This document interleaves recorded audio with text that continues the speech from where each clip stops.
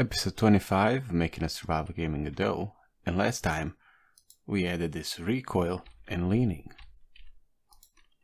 By doing that, we pretty much finished the player combat side of things, and since I still haven't finished the enemy models and animations, I haven't finished all of them, the other great idea might be to do a bit of polish, maybe add some particle effects to whatever I can think of. But before I do that, I remembered I forgot to add a bit of camera shake to when the player shoots. So let's do that first. Okay, I've added something. It's very subtle, or it should be very subtle. But let's see. Now. Oh yeah, that's a lot better. Just a little trauma for the player when he shoots. And now I think I should add the gun VFX or particle systems. The only thing I've done with particles is in my game jam video I did like explosion particles. So this'll be fun. Well, I did something interesting. So I made it, I spawned it, as you already saw. But now it should be working, and I kinda like a thing I accidentally did. So if you shoot, you know, you get this little thing. But if you move and shoot, it kinda stays behind, which I think looks just great. Maybe it stays behind a bit too much, but I can't really fix that. I mean, I can, but I don't wanna. I think it looks cool if it, like, you shot and then it's, you know, if it's, you know, very high speed and like, does that make sense? I think it does. Cool. One thing I do not like about Godot's particle system is I couldn't really find a way to destroy the particle system once it's played its thing, once it's done emitting.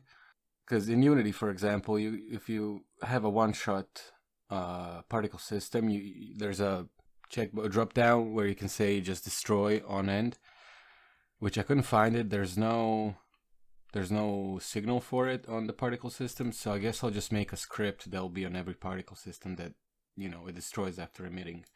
Can't really think of a different way. I mean, if it's a one-shot particle system, I could just check here if emitting is false, and if it is, then I just queue free. So that should work, but there's obviously no way of actually there is a way of testing it, else I'll just print debug.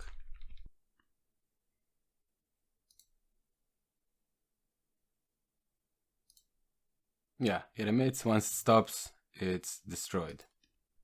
And maybe I want a bit of smoke on each of them. You know how there's like a little trail of smoke after you shoot a bullet? Maybe that would be pretty cool to add. Yeah, something like this. Obviously, we'll need a texture and a bit more particles, but we're not doing that part right now. Because I'm still not sure how I'm gonna, or what style of particles I'm gonna go for. And I would like to decide that maybe after I do some UI. But the mechanic is in place, so we can do it. And it kind of follows the barrel, which is really cool. Yeah. Next thing I'd like to do is add some particles for the building system, because when we destroy a building, absolutely nothing happens. You see, if I place this platform and just destroy it, this is gonna take a while because Machete is very not good at destroying structures. You can see nothing happens, and it would at least be nice to have like some kind of a wood particle effect that kind of emits out of it. And now it should work. I know the platforms are a little bigger than before, but that's because I remade the player at that one point when it got corrupted, and I just made it a little smaller because I have some other plans for it that way.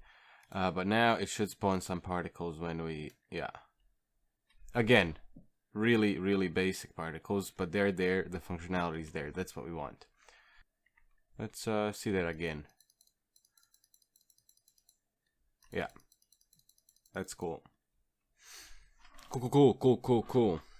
Now the next thing I want to do, I'm not sure I want to add any particles at the moment, but the game has been moving really slow, and we've been at this for like a month in the weapons. I've been making weapons for like a month. So I just kind of want to move away from that a bit and maybe add like a start menu and a pause menu, or like a options menu or something. Because, yeah, it's just been really slow, and I want to see it go somewhere. it might, you know, inspire me more. I don't know. It's not that I'm not inspired, but just, you know, it's nice to see some actual progress, like turning it into a game. Yeah, I think that's what I'll do next. Alright, so I got something going. Well, actually, I got it all that I wanted going. That makes sense, right? I got this. We've got options that can either be, you know, video or audio. There's nothing here yet, but, you know, it's just placeholder. And then we can either quit the game, which, as you can imagine, quits the game. And then we have the start game, and we can start the game with no fucking errors. How do I do that? Interesting, pretty interesting.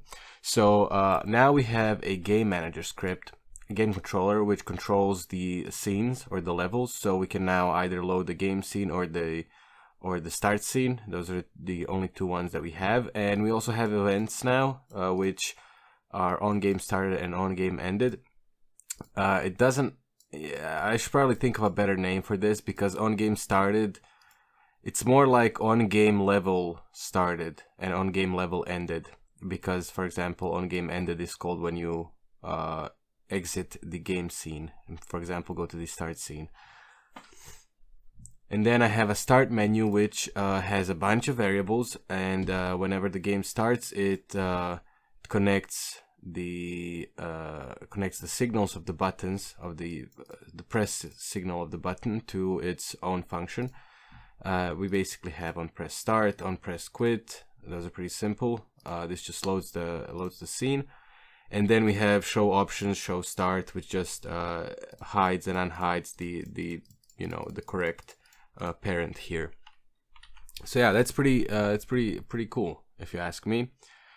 So yeah, we got something going. I really don't know. I've got no fucking clue on what kind of UI style I should be going for, because like it's low poly. I don't want to go pixelated. I don't want to go realistic or something. So we'll really have to think about this. Maybe on the next episode we do that. But yeah, now we can we have some particles here, and yeah, if you have an idea on what style of the UI might fit into all this, please let me know. I'm all ears on that. And yeah, till the next update, I guess. Bye now.